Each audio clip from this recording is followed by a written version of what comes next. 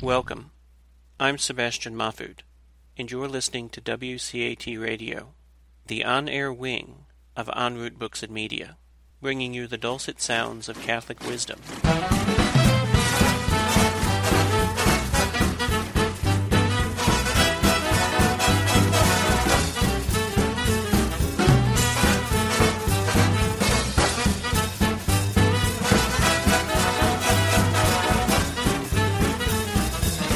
Well, a good Monday afternoon to you, and welcome to a new edition of Faith and Sport here on the Carolina Catholic Radio Network, AM 1270 WCGC. We're also streaming live at carolinacatholicradio.org and on the Carolina Catholic Radio app.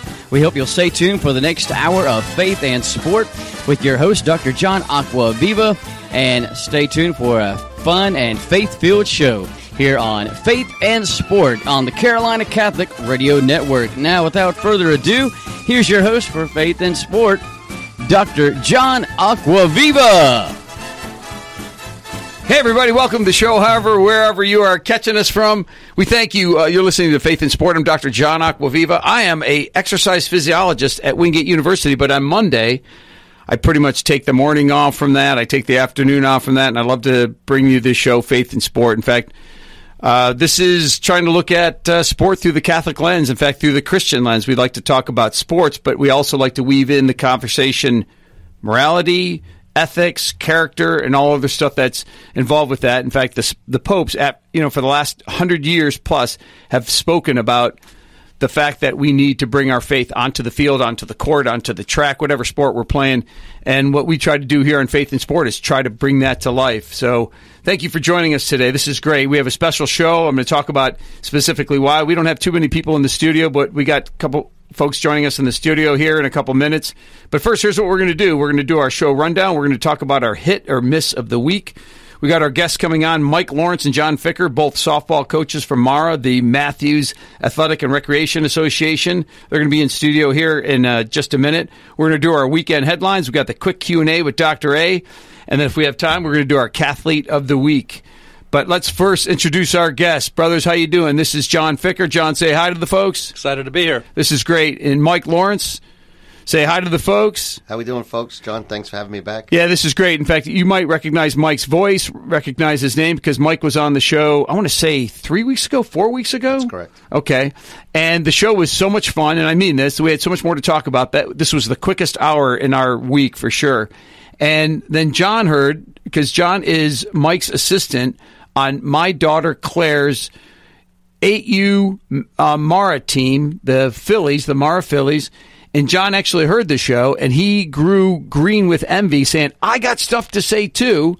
And the neat thing about both of these guys is they're fellow Catholics.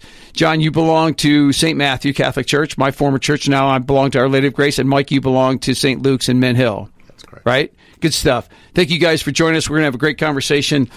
First, here's what I'll do. I'll do my hit or miss of the week, and I'd love for you guys to join in on what we're talking about there. And especially as I'm mentioning my hit or miss of the week, I want you guys to see if you guys can think of something that was good or bad in the world of sport, and maybe you can chime in with your hit or miss. And just to be clear, the reason that John and Mike are joining us today is because I not only think these guys are winners, but they're winners off the field, so to speak. I think they teach the girls great lessons. I think they have a good perspective on how to coach, especially little girls. These are just little girls, right? The oldest girls were 9 years old on your 8 and under team, correct? Yes, sir. And you guys just have, I think, good experience with the gals, and I think you guys bring a really good and interesting perspective to it, and I think you're going to bring an interesting perspective to our discussion today on ethics, character, morality, and in particular, I think our parents are going to be interested in what you guys have to say, because we're going to talk about what your expectations of them are, what are some of the things that they do that can make your job harder, what are some of the things they can do to make your job easier, and so forth. So we'll get to all that stuff just in a few minutes. But we always like to start off with the hit or miss of the week. Now, I think there's a lot of stuff that happened in the world of sports this past week. Not this past Saturday or Sunday, but the Sunday before, this defensive back for the Tampa Bay Bucks, Vernon Hargreaves, was cut from the team because of lack of hustle, and he had a string of instances with the coach. And finally, the coach, Bruce Arians, just goes, "You're off the team." And I always find that amazing that these guys are getting paid not just hundreds of thousands, but millions of dollars, right? To get paid to play this great sport. It's a privilege. I'm hoping that they see it at that. And the guy couldn't hustle on one play for the umpteenth time, and he got kicked off from the team. The other thing I think, and we're going to come back and visit this, was the Myles Garrett, Mason Rudolph skirmish that happened on Thursday Night Football. Did either of you guys see that? I watched that live. Did you watch it? Did you watch it to the end of the game, Mike? I did. You did. John, did you see that? I did. It was interesting from both sides. Okay, we'll talk about that a little later because I want to get your guys' input on that. And then the Penny Hardaway, James Wiseman thing with, I don't know whether he, but he was under NCAA investigation. Was James Wiseman, the player for Memphis, the coach of Memphis? Penny Hardaway was. He's under scrutiny right now for breaking some of the rules and so forth. So, and if we have time, I want to get to the Colin Kaepernick tryout this past weekend. I thought that was interesting to say the least, and I think it was kind of sad for both parties involved, the NFL and Colin Kaepernick. But I think all that stuff was fairly negative, but my hit or miss is a hit. This is really neat in the world of sport. Did either of you guys watch the Iowa-Minnesota game on Saturday? I did, yes. You did. Did you see the very first part of the game, John? What I remember more is P.J. Fleck coming out on to the sidelines. But I love that guy. I love that guy. He has a lot of energy, University of Minnesota coach, but it was a big game. I was at home. They're always tough at home, and they were hosting undefeated Minnesota. But the reason it was a hit is that a couple of years ago, in 2017, the University of Iowa, in cooperation with the local health system there, they built a hospital to where one side of the building overlooks the football field. And at the top, there's like a mezzanine. It's a special part of the hospital, and it's kind of bowed so people from all aspects, all these rooms, they can look out and look down on the field, and some of the best seats in the house, right? But in particular, what the University of Iowa has done is they invite the children from the children's wing of the hospital there that are being taken care of with their families to come to that section that overlooks the field. And shortly after they put that part of the building in, the University of Iowa football players and all the fans will turn toward that part of the building and wave to those kids. And those kids sometimes have cancer. Those kids sometimes have rare diseases. Either way, those kids are in the hospital for a reason. And you can bet their parents are struggling. They're emotionally and physically and spiritually struggling along with their kid. And I think that's one of the things that they can do to inspire those kids, to uplift those kids.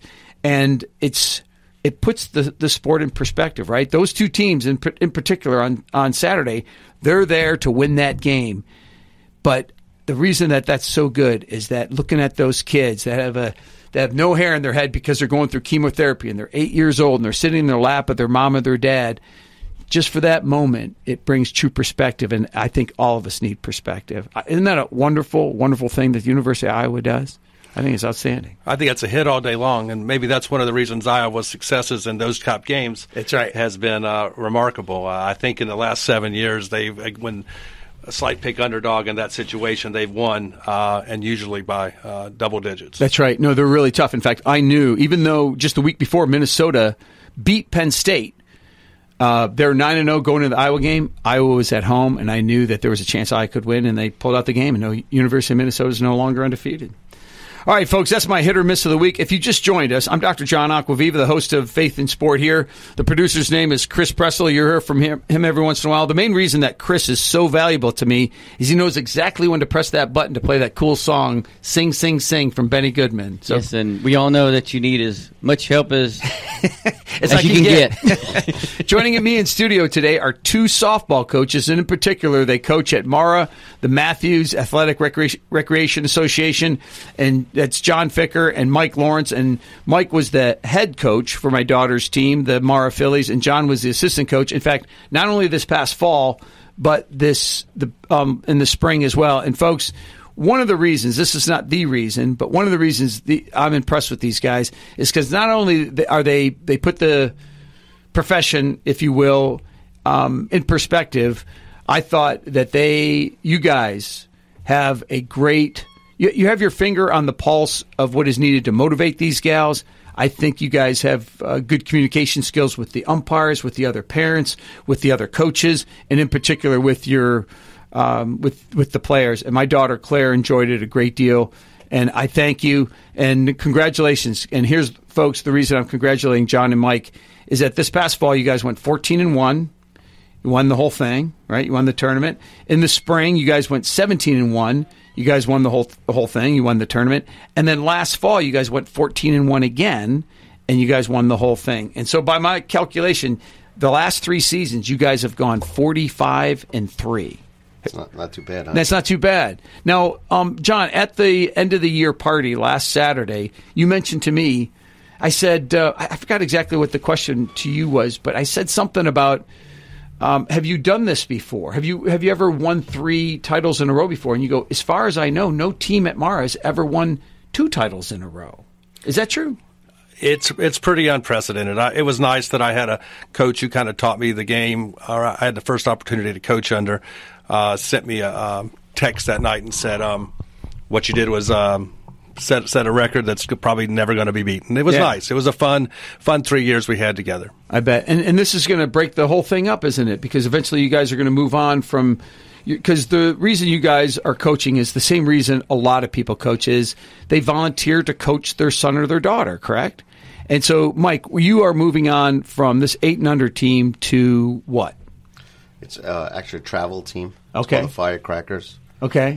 It's through Mara. No, it's not. It's a separate organization. Got it. It's more of weekend tournaments. Got it. John's daughter will be playing on the same team as well. Got it. Well, before I say that, John's daughter and my daughter will be trying out for the same team. Tryouts are supposed to be tonight. So one of those, I guess, lessons you teach your daughter is you have to earn a spot. Yeah. You're not going to be given a spot. And the head coach, Chen Farr's unbelievable coach. Yep. We coached against her during the regular season. Got it. It's great for the girls to be led by a female. I think that's important. Yep. So I'm looking forward to my daughter and John's daughter at least getting out there and giving it everything they got and earning a spot on that team. Go ahead. I'm a little disappointed. I think I've had the opportunity to coach one of my daughters for probably the last 12, 13 seasons, and this will be my first time to sit in the bleachers and see what it looks like from a little different perspective. You're not going to be coaching this team at all? I will not. Interesting. And Mike, this is the first time in how many years that you won't be the head coach? Wow, it's about, between Long Island and here, it's going about 9 years. Oh, got it. And then so this will be the first time that you won't be. First time. And John, this will be the first time you won't be coaching Elise in how many years? I've coached Elise since she started probably at about 6 years old. Got it. Addison, my other daughter prior to that, and Emma prior to that. So, but I've got a 5th daughter coming around, so give me about 3 years and we'll be back out there with John. She's a little tight, though. How old is she? She's 3 years old. That's awesome. So let me shoot specific questions at you guys. When you guys set out to coach, the first thing you probably thought of was the following. I want to teach these girls the game of softball. I want to teach them the most basic things, fielding, hitting, catching, throwing, and so forth. But you guys have kind of either stepped into or maybe even thought of the fact that you guys have an opportunity to teach them lessons that go outside of softball. Mike, why don't you answer that question first? Is that the case? It is. I mean, like you said, you have your finger on a pulse with a 7, 8, or 9-year-old young girl.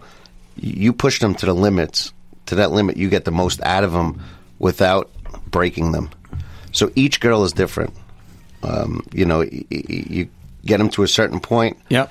And I'll use John's daughter Elise as an example. There's some days where I'll challenge her. I'll say, I need 3 strikeouts. We got first and second in the first inning. Boom, she gives me 3 strikeouts.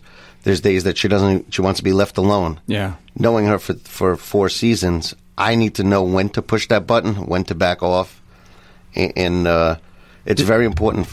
Does John tell you when to step on the gas with Every once in a while, he'll give me the nod. I go out and talk to her. And there's other days where John goes out and call time, and he'll do a mound visit. Yeah. But I think Mike has a pretty good pulse, feel the pulse of where we're at, what the girls can do. He certainly goes and talks to Elise when he's ready, and I can always talk to George the same way. And you'll often hear Acquaviva shouted from the behind the plate to your daughter. We know how to. At least I think I encourage him, and it's a fun situation that we enjoy doing. But one of the things I think you talked about is taking it and putting it in perspective and using it for life. If in 10 years, and I say this often, if in 10 years you're the best softball player there is, there's one thing you have to do. What's that? Get a job. There's no money in the softball game, and what we want to do is take what we teach them. Mike said something earlier that I thought was important. Nothing's given. You have to work for it, and that's the same thing that we do in work. Sure. You don't just go in and say, I want to be the boss. You have to work for it, and if you do those kind of things and you're willing to put in the time, then you'll see results. And that's what I hope they're learning at a very early age of 6, 7, 8, and 9. And I think you heard me say this year that we had a younger team, and to me that was very exciting. It made it kind of Mike noticed it too, that I had a little increased vigor about this season. In fact, I remember asking you at the end of the year party last year, okay, you won this past fall, it ended 2 weeks ago. You guys are 14-1. You guys won in the spring. You won last fall. And I said, which was the most, what was the word I used? I think... challenging? Not challenging, but I think, which one did you enjoy the most? And you said, without question, it was this past one, and it is partly because, or mainly because the girls were young and you had so much to teach them, right? It was a youthful energy that we felt on the team, and it was a lot of positive from the family, from the teams, from the parents. Mike talks about that. Not one email questioning an entire season. That's unheard of. Like I've said, I've been doing this for a lot of seasons, and usually the emails will come, but to get none and to have the support of the parents like we did. But again, the youthful energy of the young players to me was just really exciting. Just some really good girls on the team this year. And again, we go back to having that relationship with the girls and the parents is very important. Sure. The young lady who got our game-winning hit, Perry in the first year playing. Yep. And in between the games, in between the 2 championship games, I walked over and Perry was talking to her mom and dad, and they said, "You're a little ahead of it." Asked Coach Mike to throw it a little faster. And I walked up on it, and we had that relationship where her father Brent said, she is ahead of it. Yep. And Brent played college baseball, and the mother Lacey played softball for Michigan State. That's right. So they said, yeah, she's a little ahead of it.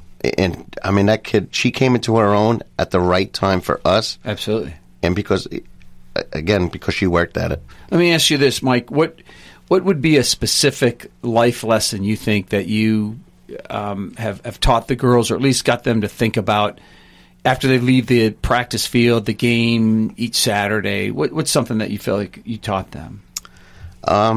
Never give up. Yeah. I mean, not everything in life, not everything goes your way. That's right. I woke up to a phone call at 6:20 this morning for something bad that happened at my job. I knew I had to face. I was not looking forward to today, but what am I going to do? Hang my head? Yeah. Or am I going to keep my chin up and just tackle that challenge? Yep, I like that. Well, one of the young ladies we're talking about had a tough time, and she was running down the base, and she'd been hit earlier, and then she was running down the base, and she was giving it all she had, and she fell, and she got back up, and I saw frustrations in her face. And this was a young 6-7-year-old young lady. Right. And I looked at her and I said, "Do you want to go see your mom?" And she said, "No, I'm all right." And she got back up and caught the next inning. And that's a lesson in life that'll be there for you. It's easy to want to go home. It's easy to stay in your office when things aren't going well. It's easy to pull the covers back up. But those who will succeed are those who get back up and say, "No, I'm okay. I'll go back at it." You guys are going to relate to this, I think, a great deal. One of the things, I've been a college professor now for 20 years, and every once in a while I'll get an email from a former student. I'll have a former student come back for homecoming or some other event on campus, and it's kind of rare, right? A lot of them leave campus and we never see them again.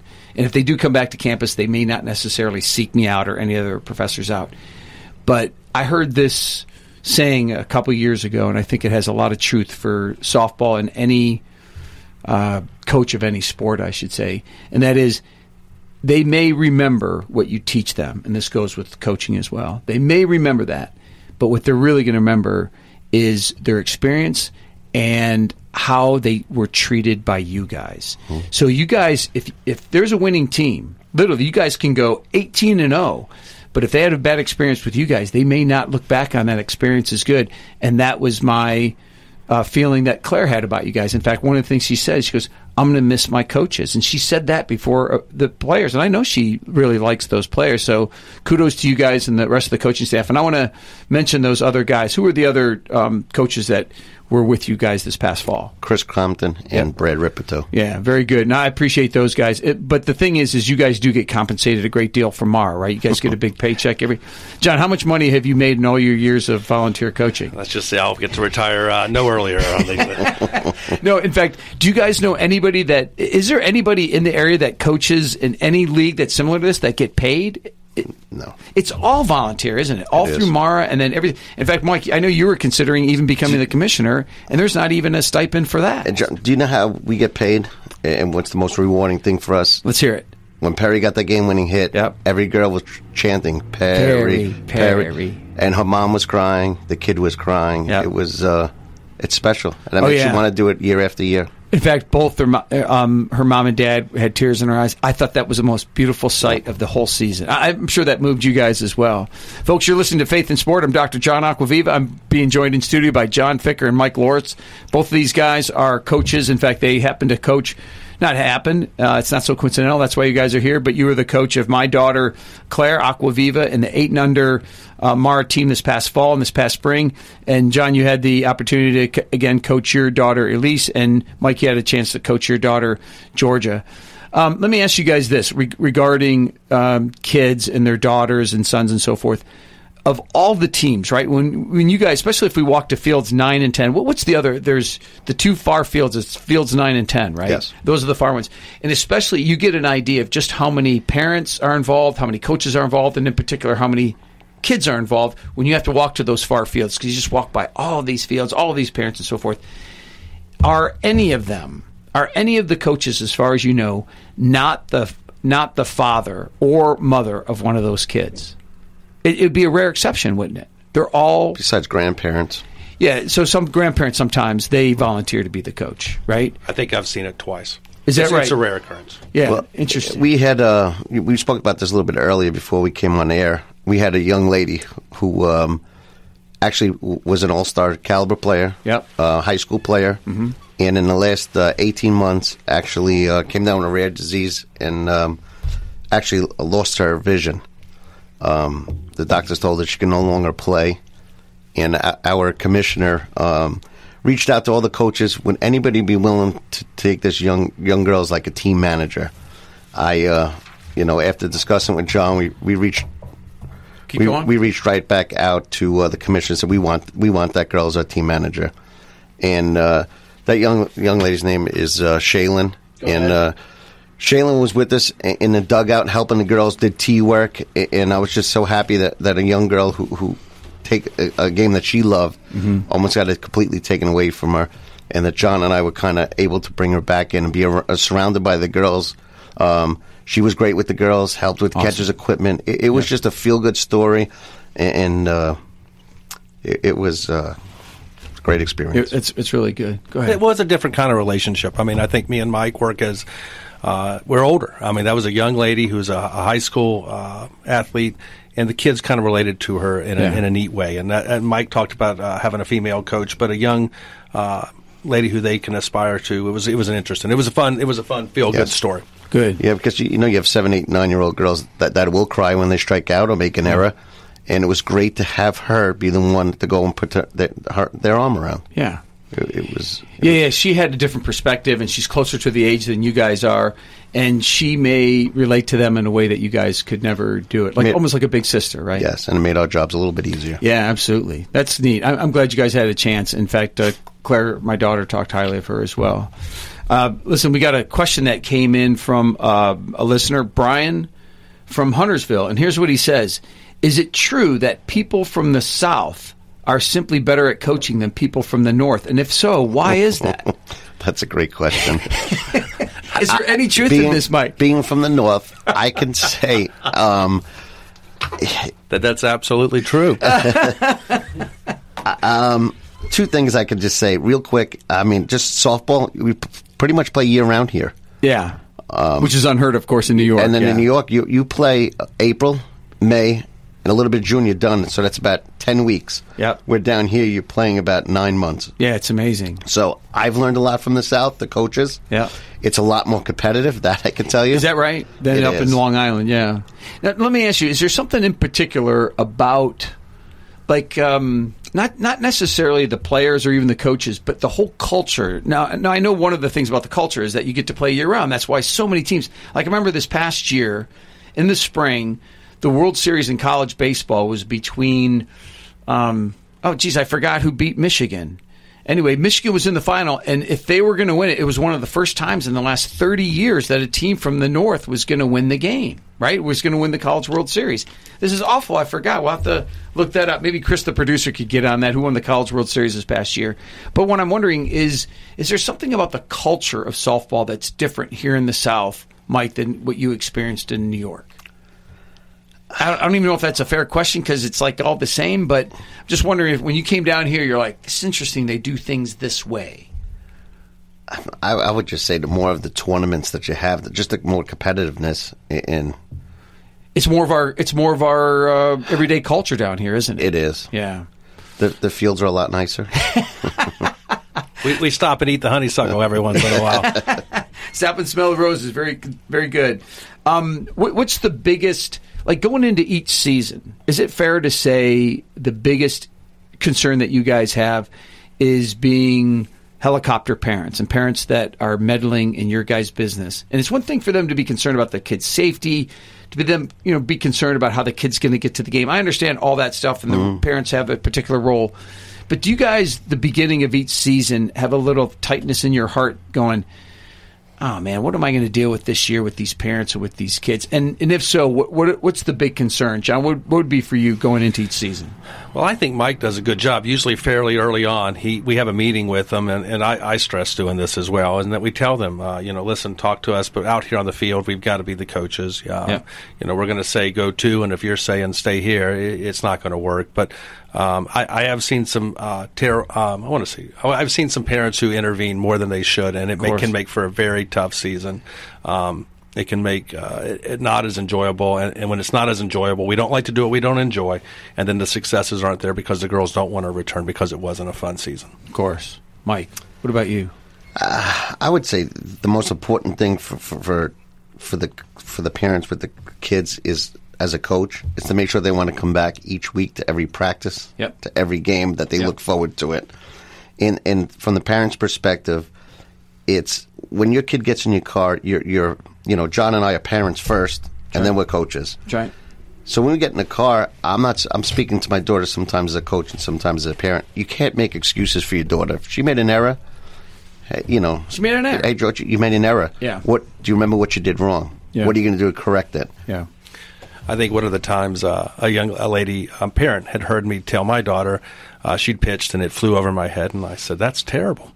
And the mother said, "Can you say that to your daughter?" I said, "Well, do you want me to tell her it was good?" I hope the whole crowd laughed at that point. I think there was. I think she told you that. Yes.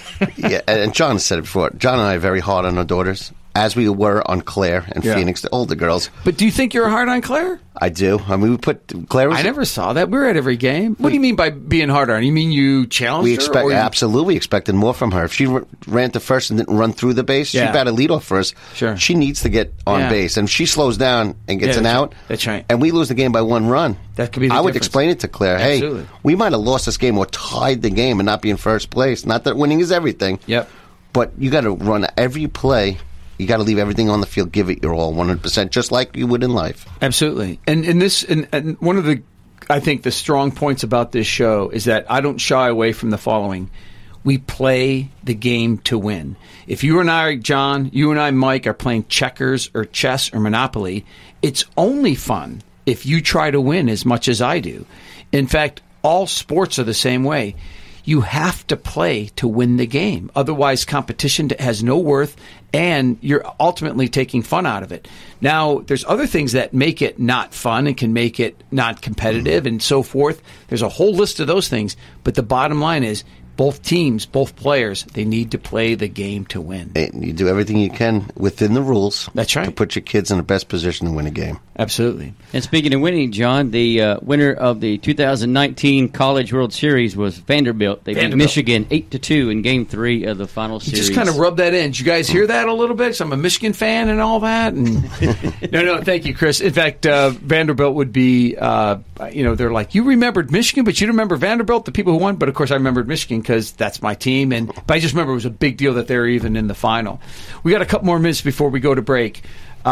Mike, there's another question. I think this is directed at you. It's from a gal named Lori from the Stallings Mint Hill area. It says, Doc, you know how that players get elevated from the minors to the majors.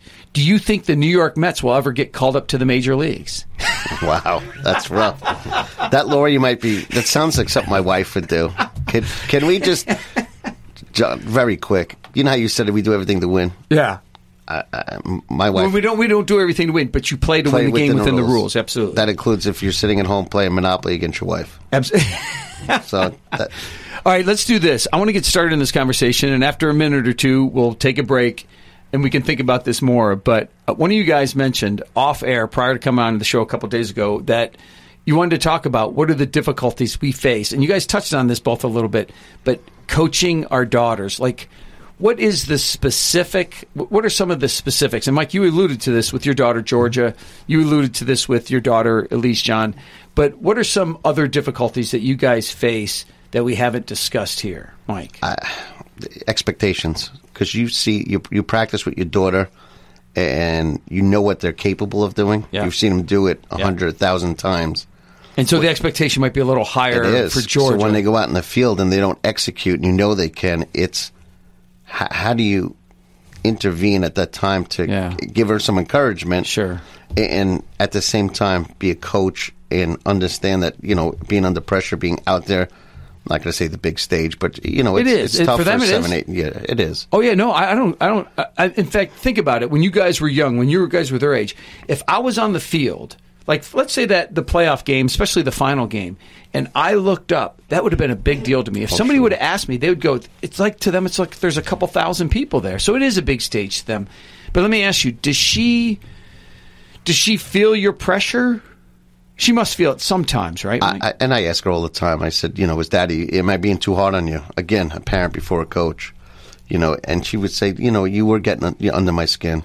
You were a little bit too much, Dad. Well, she'll say that. Oh, sure, absolutely. Yeah. And then and I'm a human being. Yeah. And there'll be a game where I might carry on or just be a little bit too much. Yeah. And I learn from my mistakes as I would expect the girls to learn from theirs. Of course.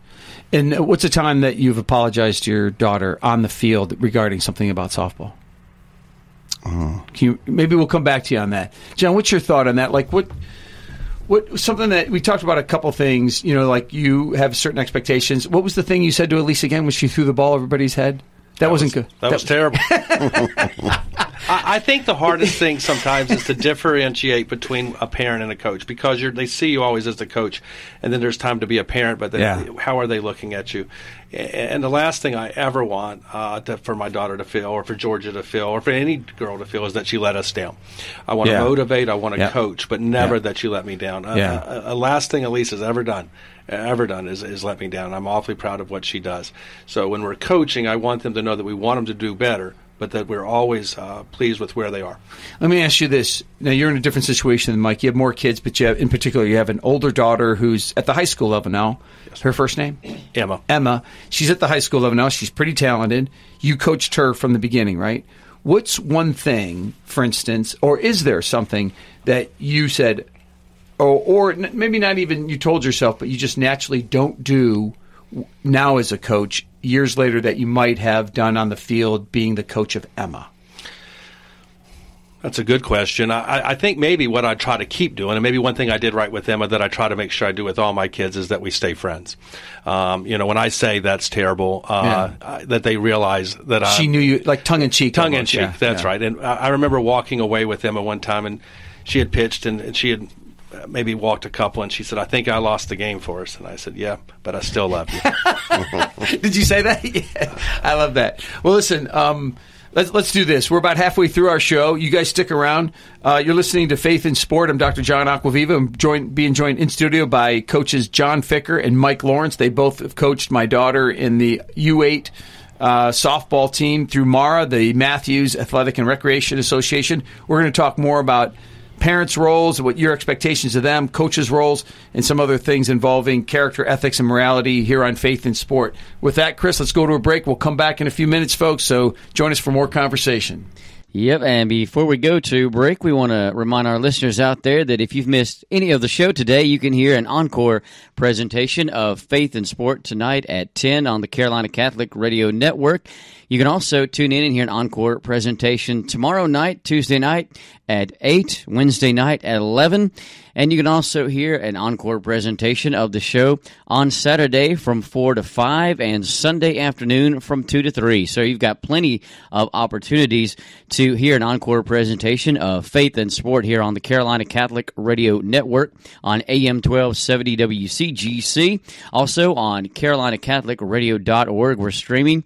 Also on the Carolina Catholic Radio app. So you've got plenty of opportunities to hear Faith in Sport and to listen to Carolina Catholic Radio. And we've got more Faith in Sport live coming up right after the break. So stay tuned for more Faith in Sport here on the Carolina Catholic Radio Network. AM 1270 Catholic Radio Charlotte and the Carolina Catholic Radio Network have big plans for you in the months ahead. We're developing 6 media platforms highlighted by our new Carolina Catholic mobile app. Our goal is to provide timely communication of what you need to know and what interests you most. All content designed to support and encourage you and your family on your journey of faith and daily life. This fall, we plan to appear all across the diocese, from the Eucharistic Congress to parish, school, and pro-life events, and highlighted by our first annual Carolina Catholic Music Night at the Abbey, October 26. On the local program side, Carolina Catholic Radio provides the latest news from the Catholic News Herald and is developing programs with our clergy, parish ministries, Catholic schools and homeschools, Catholic moms, men's groups, and the Knights of Columbus. Earlier this year, we debuted our first local programs, Faith in Sport and Keeping Catholic Real. Carolina Catholic Radio is a 100% listener-supported 501c3 nonprofit corporation. Your generosity will keep us on the air. Please consider making a tax-deductible donation or monthly tithe today. Thank you, and may God bless you. Hi, folks. Dr. John Acquaviva here, host of Faith in Sport on the Carolina Catholic Radio Network. Tune in to hear Faith in Sport live Monday afternoons from 2 to 3, and tune in to hear from special guests on the show, like head football coach at Wingate University, of course, the same place in which I teach exercise science, Joe Reich. Welcome to the show. Is the game film in your head? Is it a distraction for you when you're at Sunday Mass? Yeah, Mass for me just kind of centers me. It's probably the one place I can put football away and just focus on something else. That's Faith in Sport, live Monday afternoons from 2 to 3, hosted by me, Dr. John Acquaviva, on the Carolina Catholic Radio Network, AM 1270, and also streaming at carolinacatholicradio.org and on the Carolina Catholic Radio app.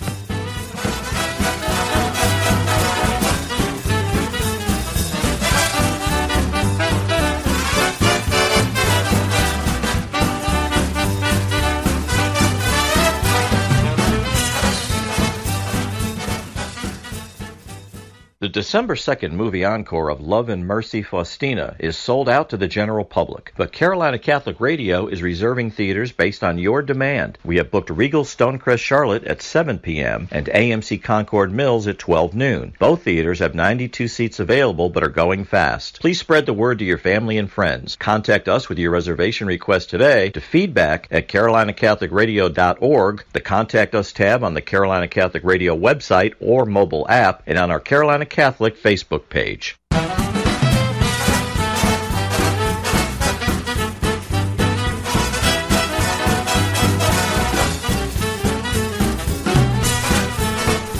Welcome back to Faith and Sport on the Carolina Catholic Radio Network. You're listening at AM 1270 WCGC, also on carolinacatholicradio.org and the Carolina Catholic Radio app. We want to thank you for tuning in to the show today, and we're going to take it back to Dr. John Acquaviva, your host, and his in-studio guest today to continue their interview and their talk here on Faith and Sport. So, Dr. A, take it away. Oh, I like that one. You got to remember that, brother. Folks, welcome back to the show. Dr. John Acquaviva here. We're being joined in studio by coaches Mike Lawrence and John Ficker. They coach for the Matthews Athletic and Recreation Association. In fact, they were both coaches for my daughter, Claire. They both coach their daughters. In fact, the last couple of years, they've been doing that. And remember, as much as anything, we were talking about parents' roles and so forth. If nothing else, and you guys would probably agree with this, thank those coaches, because you guys do it out of the goodness of your heart for the love of the game and to keep the situation going with your daughters, basically, right? Because if you guys don't step up, there's no team, right? And you guys must think that, year after year, season after season. But we'll come back right to our conversation right after this. Let's do weekend headlines first. Not any particular order, but in college football, the top 25, University of Georgia beat Auburn. Navy got stomped by Notre Dame. I predicted at this very hour last week that Notre Dame was going to have a hard time with Navy.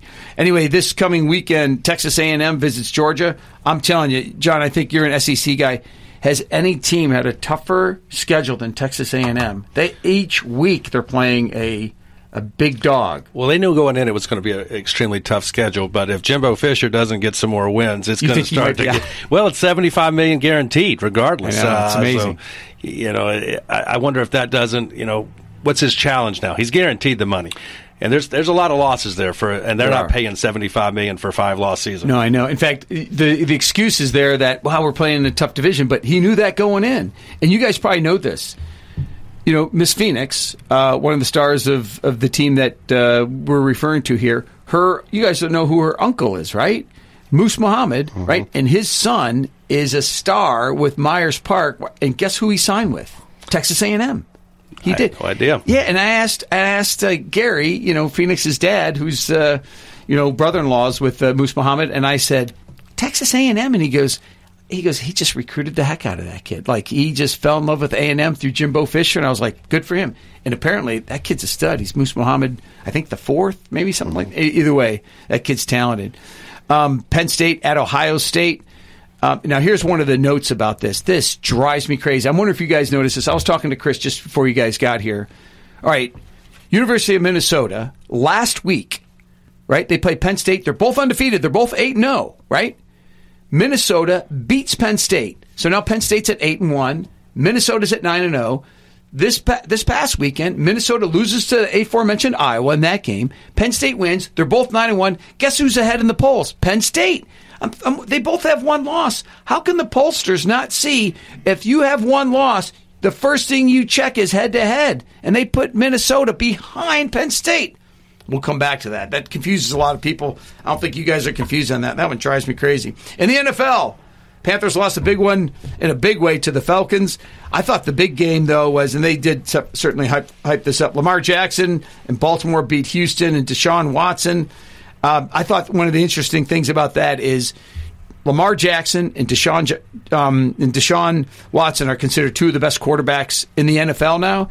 And respectively, Bobby Petrino, when Jackson was at Louisville, and Dabo Swinney's coach, when he was coaching Deshaun Watson at Clemson, they both said, because they saw that their stock in the NFL wasn't going to be real high and they weren't going to be as drafted as high as they thought, and they both said virtually the same thing. They're like, this kid's a winner. Draft this kid. And they both went lower than a lot of people expected, especially Lamar Jackson was a Heisman Trophy winner and so forth. Those guys are showing that they're the real deal. I'm impressed with how both those guys are doing. The Jets beat the Redskins. I just picked that up randomly, Chris. I don't even know where I got that information from. Yeah, you didn't really have to mention that one. You don't really have to talk about the Redskins until next season when they're back on the winning track again. Chris, last week I think I said off air, I go, do you vote for them to win or root for the Redskins to win?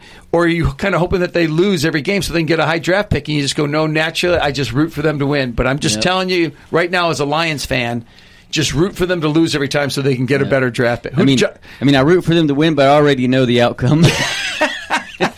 Even when they're playing the Jets.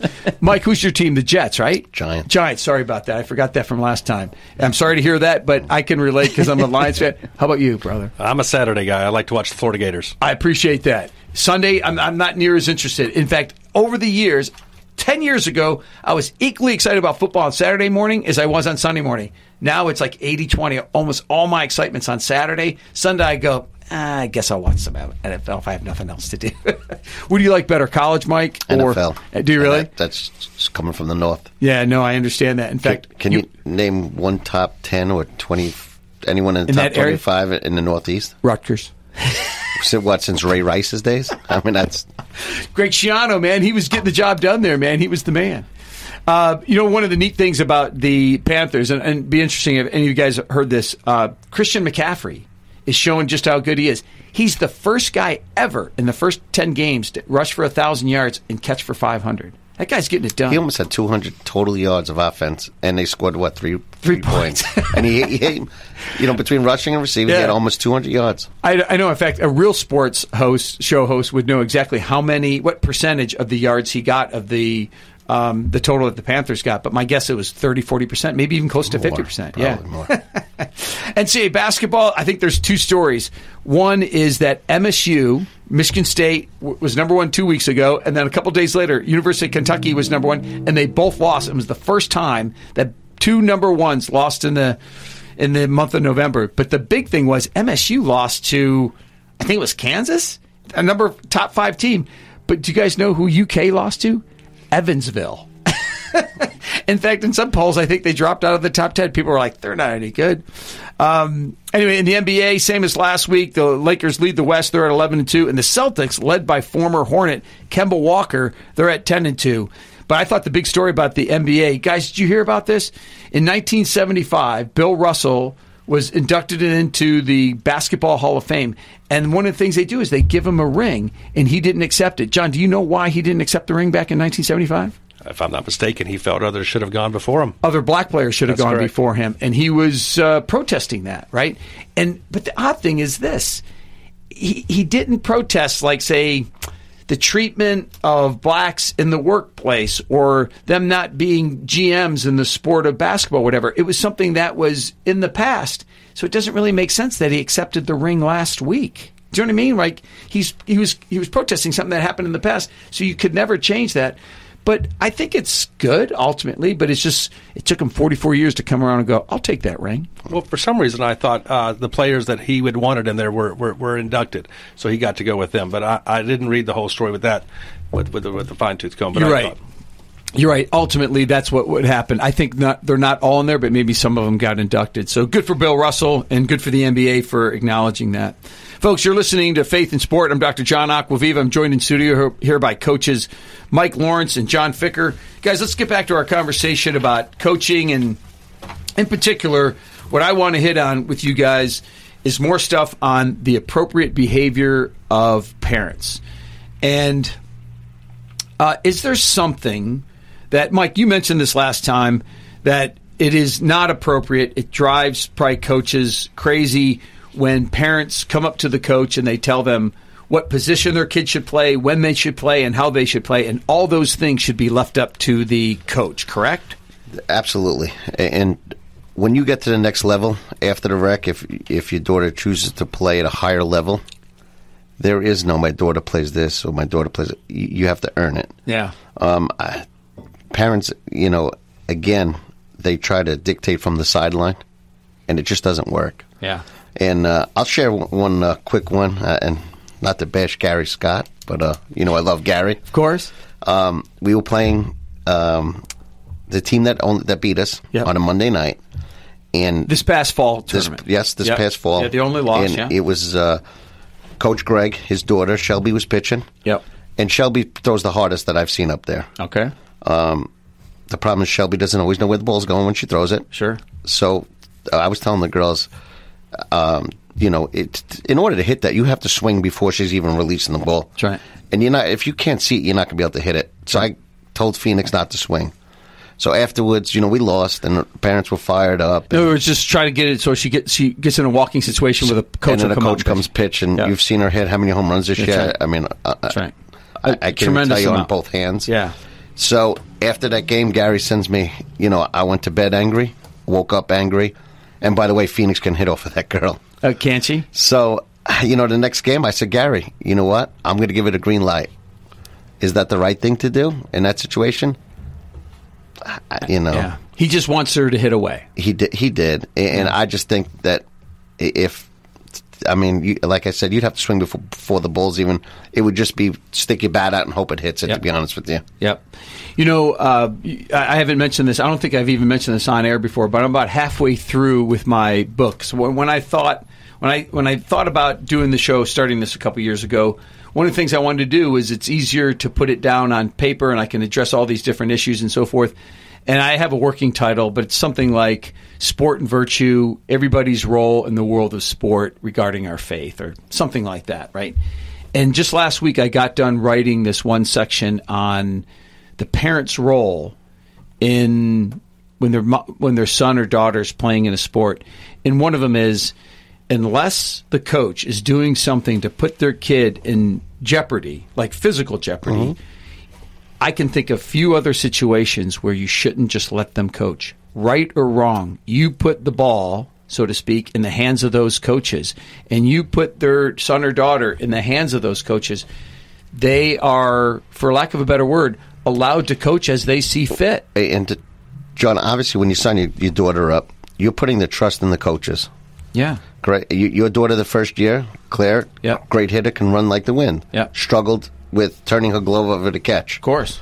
So after working with her numerous times, what was she doing? She was a catcher. Yeah. And she was a darn good one at that. Yeah. So, and she has to always catch like this.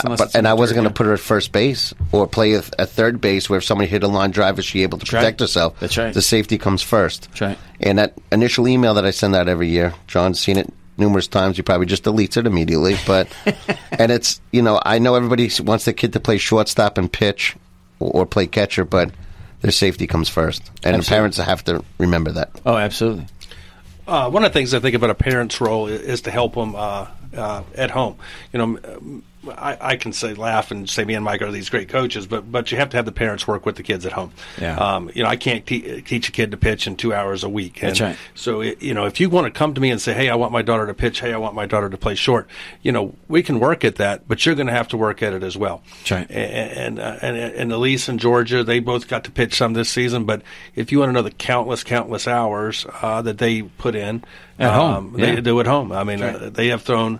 I have another daughter, Addison, who's a pretty good pitcher, but she has thrown, I can't say countless thousands and 10,000s of pitches. Sure. There's a way you get there. But one of the things I want to say, and things I think I'll brag on Mike just for a minute, if there is a girl who's struggling a little bit, he will call them, pull them outside, do extra practices with them, and work with them, and he wants them all to get better. And I like that too, where we can work with kids and really want them to grow. Sure. You guys, you had an issue, I think in particular, Mike, and I think, John, you could attest to this as well. There's been some opposing coaches that had numerous complaints that you guys would like to hit on. Now, were the complaints geared at you guys? They were. Like the Mar Phillies. The first one I'll go in, and not to name any opposing coaches. Just give their Social Security number and their Visa card numbers. That's all we do on the show. One coach was standing in the outfield, and he was screaming, "That's Bush League, that's garbage." And he didn't want our daughters cheering while they were in the dugout. That's right. And I looked out, and I was confused because the 8 seasons that I coached at Mara, the girls, they look forward to cheering. That's right. More than they look forward to making a diving play. They do it as 8-year-old girls. They I know. do it That's as great. a team. That's right. And I went over to the opposing coach and I said, I understand where you're coming from. We have a little, a good relationship. Yeah. And, he compared it to travel baseball, and I had to say, this isn't travel baseball. Yeah. These are 7, 8, 9-year-old girls trying to have fun. Yeah. But I will again, I will go back and talk to them and say sportsmanship is number one. Yep. That's what we instill in the girls. That make sure that they're not doing any high pitches when the girl's just about to release it. Let's cheer, and let's keep a nice level, loud cheer. Got it. But I'm not going to tell my girls not to have fun. Yeah, no, in fact, I sense that the girls, they feel a certain level of friendship and sportsmanship, but also of teamwork at those moments as much as they do anytime when they're cheering together. Yeah. I sense they're genuinely happy when they're doing that, and that doesn't happen very often. No, and John said it great. I mean, this year we had Georgia, Phoenix, Claire, and Elise were the 9-year-olds, the leaders of the team. And then you had Perry, Madeline, Quinn, Lynn, all first-time players in 8U. Yeah. And then you had Addison, who played before, Kaylin, who played for us before. You had girls that, like the older girls took the younger girls, and it was just so nice to watch. We kind of, I guess, coached them, geared them up that way through the ranks, and to watch it right in front of your own very eyes was amazing. And you've seen it at the team party. Yeah. The little girls looked up to the big girls. I mean, we went back the next day to the Rakers' house, who had a gorgeous home, and thank them again for having us. Absolutely. And, to pick up some things that we left there. And Madeline looked up George and said, "Can you stay just for at least one more hour?" And we were actually playing in a tournament and had to go. But, most important thing is the relationship we grew with you, and that's why we're sitting here today. That's right. How much better do the kids feel when they see the parents getting along? That's right. I think a great deal, yeah. One of the things that I want to say that I think we focused on, in fact, an umpire said to me and Mike one time, he said, "I love to watch you guys coach. You always stay positive." Yeah. And kind of my comment was, they're 8-year-old little girls. How could you not? Yeah. But I want to give a little shout out real quick. I had a chance. The first guy to ask me to coach with him was Paul Sullivan, previous commissioner at Mar, and he taught that. And we stay positive with the girls. We find out what they do well, and we're going to push for them to be successful in that. And it doesn't mean every player is going to be the star pitcher. You know what? If you work and you get better and you're a great outfielder, you're going to win games because of that too. So it doesn't always mean work hard to get to be the best of the team. Work hard to be your best. Sure. And I think that's one of the things we work with to try to do. Let me ask you guys this. One of the things that, I think is a key to any type of relationship, and in no exception, I think coaching is, and I think I remember one or both of you guys actually apologizing to the players on the decision you guys made. Can you remember, and actually just let me finish that point. I think apologizing and asking for forgiveness is important to every relationship that we have in our marriages, with our children, and as coaches to the gals on our team, me and my students and so forth. Can you guys think off the top of your head a time that you apologized to the girls on the decision you made? Yes. Go ahead, John. You go first. Oh, and Erica, I could think back on it. Probably one of my least proud moments was I was an assistant coach. Emma was. Remember, we're live right now. So, okay. I'll say it right out there. I was coaching, and I was an assistant coach, and they said Emma was pitching, and they asked me to stall.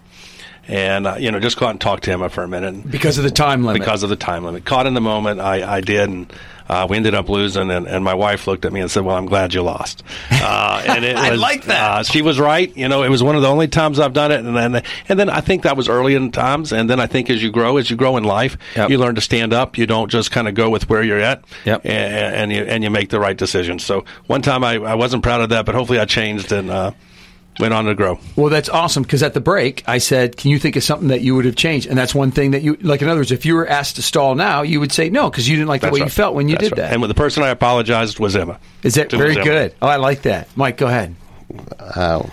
Which time would you like me to talk about? How about just one time you remember apologizing to a player or the team as a whole because the decision you made on the field was poor? And it doesn't have to necessarily be a moral thing. It could just be a strategic I could give you one about your daughter. Let's hear it. We were playing Porter Ridge for the championship. Yeah, was it the final game? Because I remember there was two games in the final. Okay. And I was coaching third. Got it. Thank God I didn't have to pitch. Yeah. Or else we wouldn't have been in that final game. And I sent her. She was on second. It was a ground ball to the pitcher. She came around third, and she's flying, and I wasn't going to stop her. And she got thrown out at home. Yeah. She was tagged out. Yeah. And by a long shot, if I remember. It was a mistake, but guess what? I'm human, and by apologizing, I hold myself accountable to letting the girls know, hey, look, coaches make mistakes. Let's keep your head up. Let's not dwell on it. Let's get back out there and let's get them. That's awesome. This goes to show, was this the quickest hour in radio or not? I mean, how quickly this went. That's it? Yeah, we got to wrap up right now. I know it's awful, but this just goes to show. I hope the doors open for the next time I invite you guys on the show. I'd love to talk to you guys about this again, because there's so many other questions we could. John, Mike, you have a look of excitement on your face, but John kind of looks like, I'm never coming here again. I had a great time, and I hope I tried to express how much fun it was. I have had such a great time coaching these girls. It is something I look forward to in the start of each season. Me and Mike, the entire summer, I think this summer, we talked about ready to be excited to play the team again, and that's just a great time. Awesome. And John, just wanted to add another feel-good thing real quick. And we're talking about having the girls want to come back every year, every game, every practice. We had a girl that, when I went to the draft and assessments, wasn't there this year.